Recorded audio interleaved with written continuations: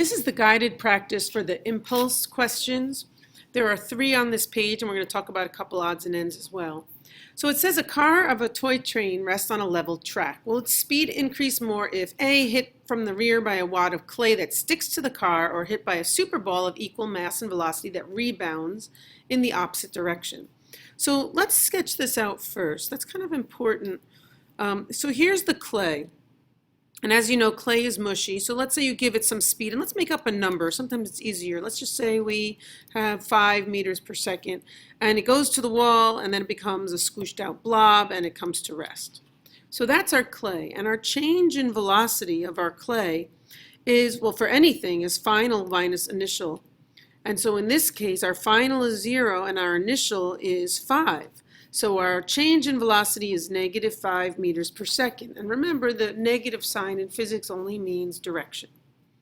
If you take a super ball, and let's say you throw it at the same initial speed, but when it hits the wall, it's going to rebound and bounce off with some final velocity. Let's say it rebounds with 2 meters per second. But it's moving in the negative direction, so don't forget the sign.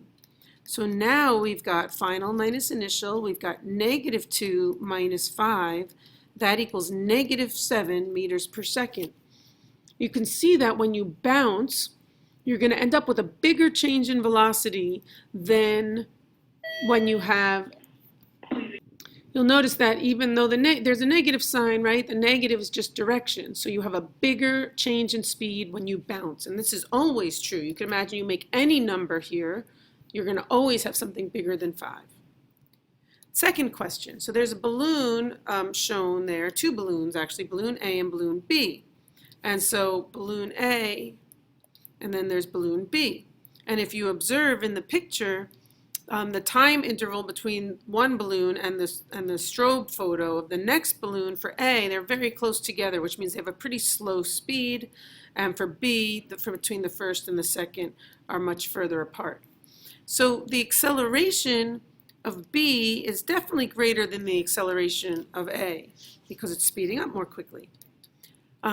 B says which balloon has the greatest final velocity? Well, it has to be the same because the one that has the bigger acceleration will have the bigger final velocity. Which one has the greater momentum change? Well, since, sorry, I wrote this wrong.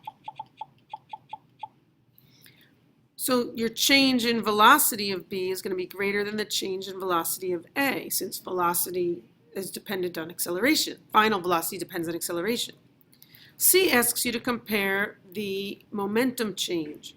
And since the change in momentum is mass times the change in velocity, if we assume they have the same masses, then the one with the bigger velocity, change in velocity, is bigger. So since the change in momentum of B has to be greater than the change in momentum of A, because the change in velocity of B is greater than the change in the velocity of A. And last, it asks you about the impulse, and since impulse is equal to change in momentum, whichever had the bigger change in momentum has the bigger impulse. So the impulse of B has to be greater than the impulse of A. This is a chain of logical reasoning that you have to follow.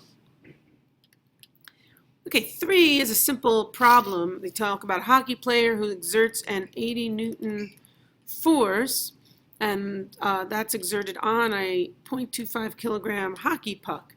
And the time that's elapsed is 0.10 seconds. And they ask, what is the impulse? The impulse is force times time, both of which are given, 80 times 0.1. So you get 8 Newton seconds. Newton's times seconds is the units. That's the amount of impulse. Now you could also solve for the change in velocity of that hockey puck. Right? You weren't asked to do so, but you might be asked. It might be a part B or something like that. So now that you know the impulse is 8, and you already know the mass is 0.25, well, change in velocity is V final minus V initial. And a hockey puck starts at rest, so initial velocity is 0. So you'd be able to find the final velocity of the hockey puck by solving for V final.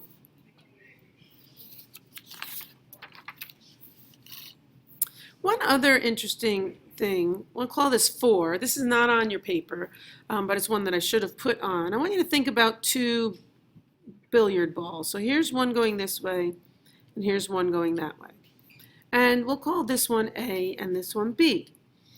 And if I asked you the question, when they collide, which experiences the bigger force, what would you say?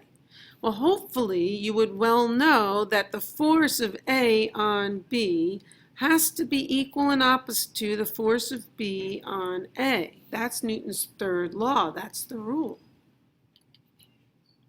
All right?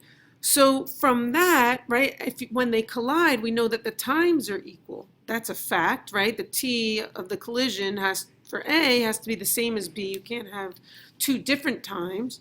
So force times time of A has to be equal and opposite to the force times time of B. Therefore, the impulse of A is equal and opposite to the impulse of B. So we're just kind of starting with Newton's third law, using our logical deductions about the collision time have to be the same, and putting those together to get the fact that the impulses must be the same. Well, if the impulses are the same, then so must be the change in momentum. Those must be equal but opposite also. And that's because impulse is equal to the change in momentum. And if you know that those are equal and opposite, then the mass change in velocity of A is equal to the opposite of the mass times the change in velocity of B. And actually, if you then take this here, you could actually say this, you could expand this out, and you'd get the law of conservation of momentum, which is kind of an interesting derivation.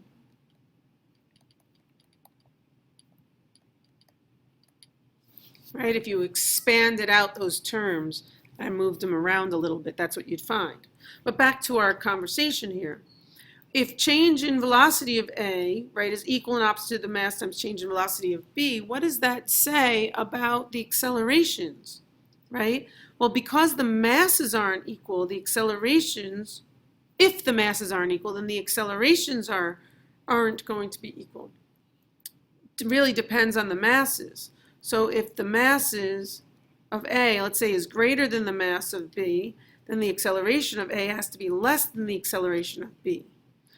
Or vice versa.